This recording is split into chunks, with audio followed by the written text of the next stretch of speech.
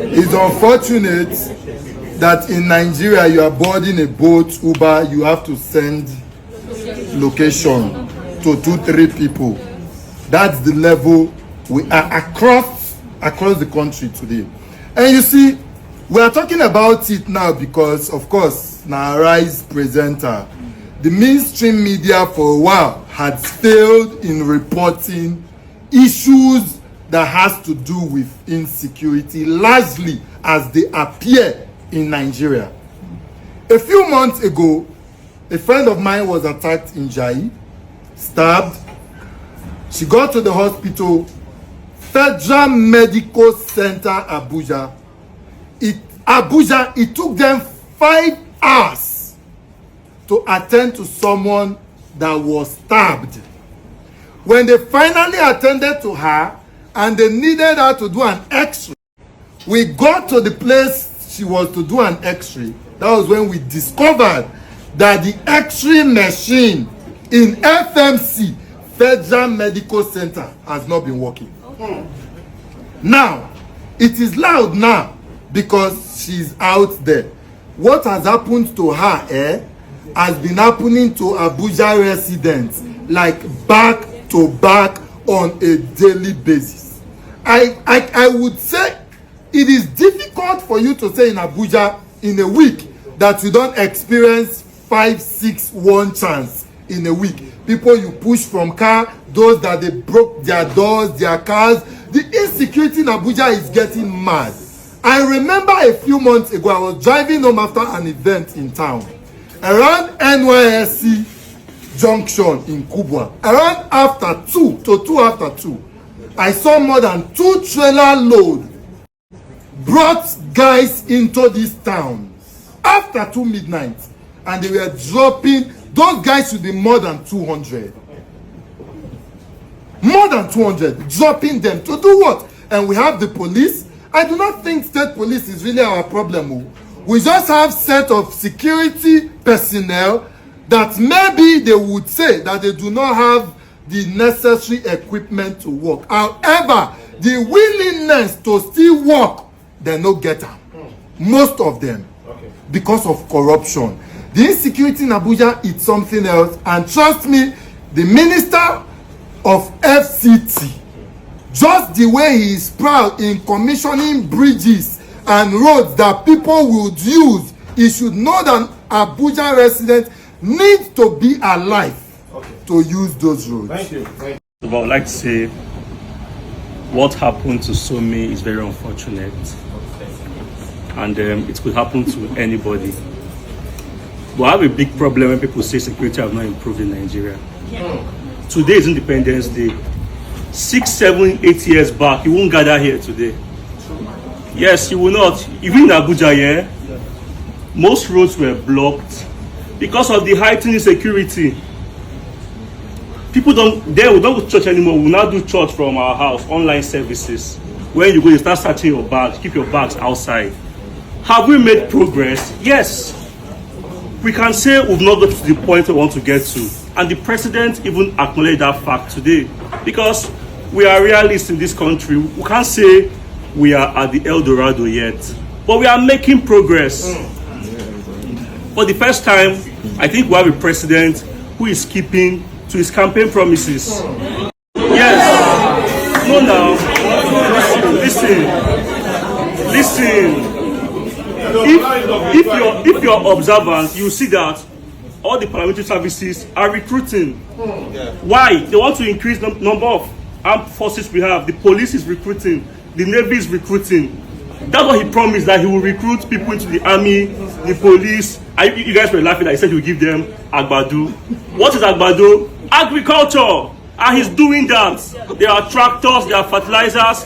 And this is a president who has said, I will do this. And he's keeping to it. I think as Nigerians, a lot of us are so unpatriotic.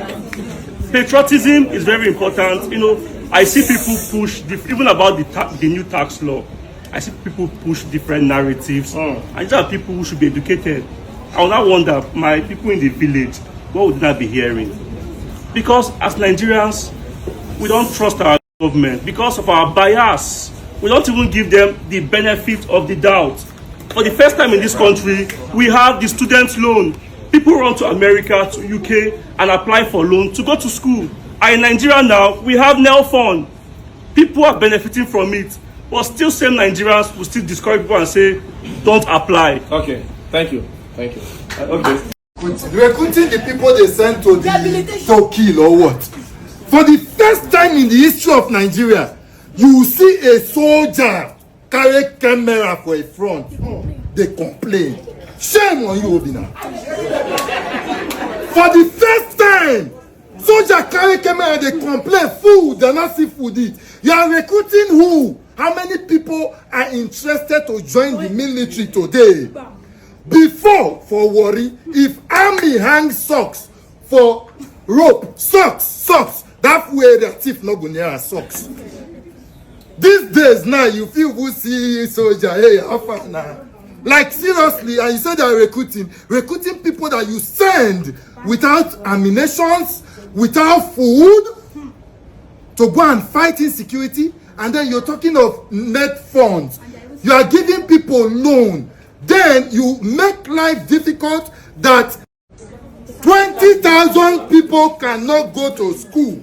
Then you give 100 people loan. Shame on you, Obina. I really want to share this because I think it's part of how we get involved as youth, right? It's unfortunate what happened to her, but just one of the many things that happen per day, per seconds in this country. Just in my area alone, I know 2 ladies that were robbed, stabbed. Even maybe a few days before our own incident happened, just not far off that Katambi extension area also, right? It's just one of the many. But something is quite very important that we need to know, so that we don't just become numbers and actually become very important for each of the country as a citizen, right? There's a current bill going on National Assembly right now. It's an amendment bill about Police Act, right, that give access to the state police. The current security structure in Nigeria cannot deliver security. It will never, because it's a federal structure. It's built around the federal executive, and it's not really enough police, and the state do not also have rights over security jurisdiction.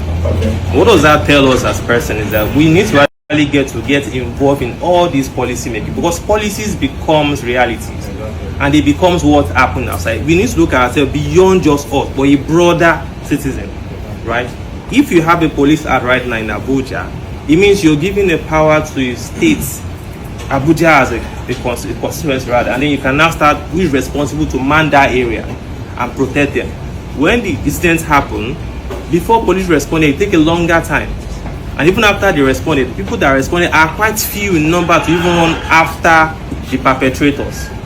So what it's telling us is that if we do not, as Nigerians, start thinking beyond ourselves, getting involved in policy that shapes our lives, we're just going to become numbers. Right? I can tell you, 3 weeks to this time, you forget our case. Okay. Another one will happen again. They will forget. Thank you. Another one will happen again. Then you forget. Thank you. Saying what I was saying earlier. Okay. I don't want to speak on Nigeria because I will combust. Right?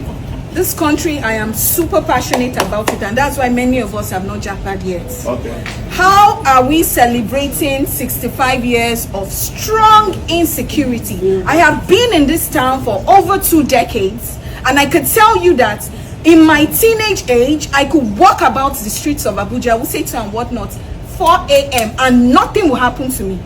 Nobody will try to rob me.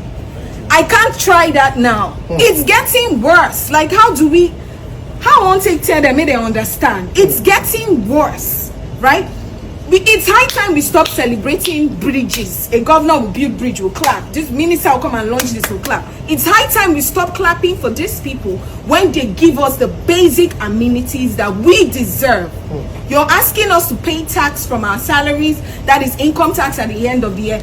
We don't even trust you people to execute accordingly with that tax.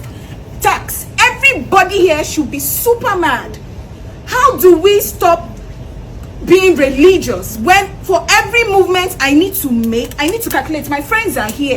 I cannot board a boat, Uber, whatever from 7 p.m. I'm scared. They want to kidnap you. They want to take you to God knows where. Somebody is telling you he wants to follow a shortcut. Do you know how many experiences of one chance I've had? Over 8.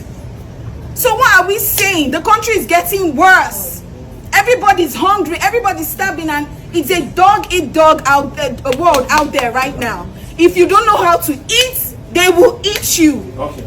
So we need to do something. There's something wrong. Insecurity is serious, and it's that bad. Nigeria doesn't have to happen to anybody at all. Okay.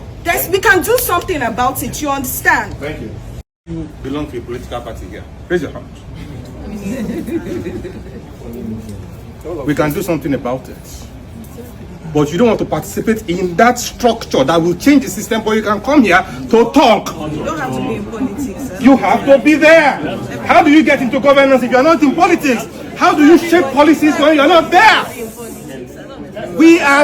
You are saying, you are talking about the problems, but you wouldn't want to get your hands dirty to fix the problem. Come on. Thank you. Tap into what one or two of you have said about this insecurity and what happened to the lady. It's quite unfortunate that Nigeria happened to her, and a lot of us, including me, have been attacked before. We say too. Last week my friend was attacked under Mabuchi Bridge. They stabbed him. It went away with his stuff, but it's good. But what I'm trying to say, personally, I went to fix my teeth. I went to the government hospital to do that because they have the equipment. Metama General Hospital to be precise.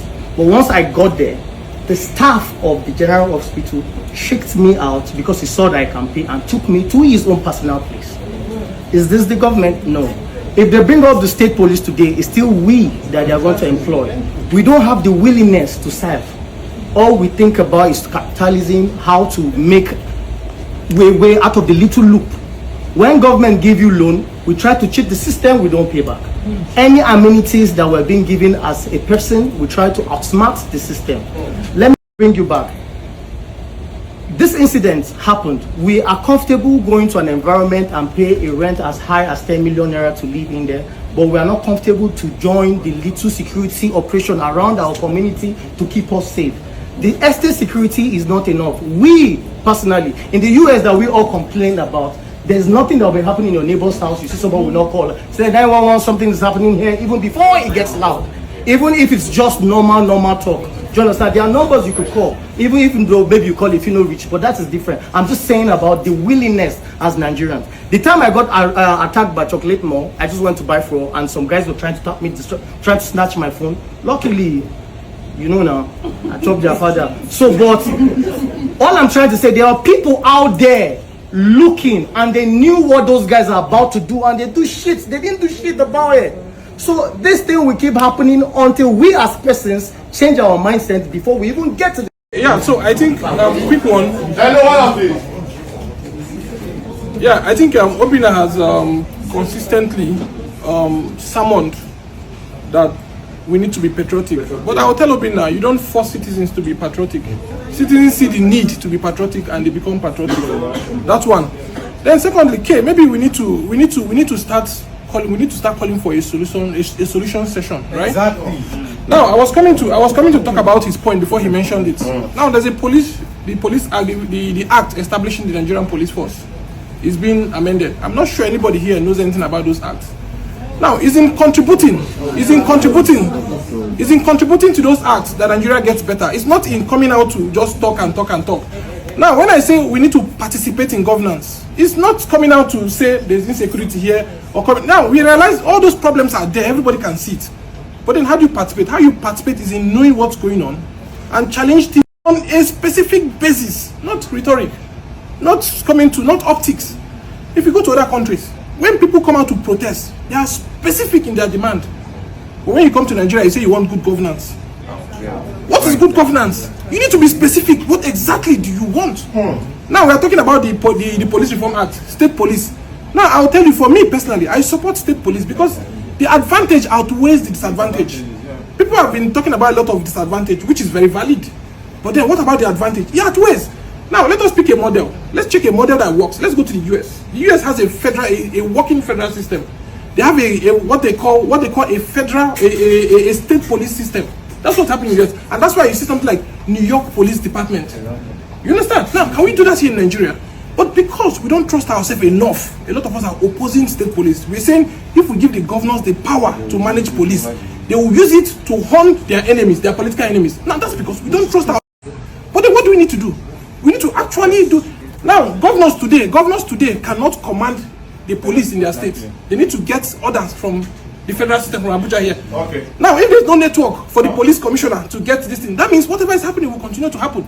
We need to have a system where the local government chairman can command the police within his jurisdiction, where the states can command the police within his jurisdiction. Okay, then we have a federal system that should manage the whole system, and not what we have today. Thank you.